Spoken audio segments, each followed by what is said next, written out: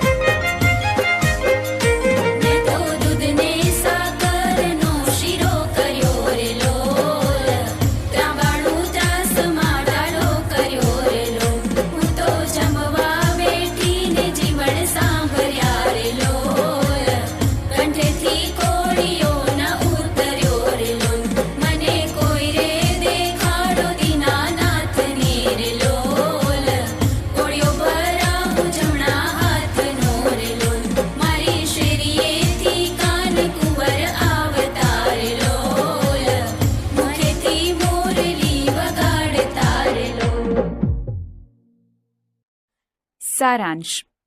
આ કવિતા કાનકુંવરના આગમનનો આનંદ અને ઉત્સાહ દર્શાવે છે. કવિ કાનકુંવરનું સ્વાગત કરવા અને તેમના આગમનથી થતા ઉત્સવની ભાવના રજૂ કરે છે.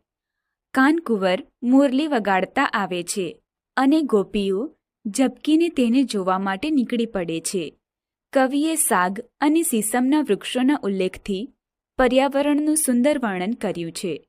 કવિએ અમરાપરનો ઉલ્લેખ કર્યો છે, જ્યાં કાનકુંવરના આગમનથી ચોકમાં દીવા બળે છે અને હરિના વાસનો અનુભવ થાય છે.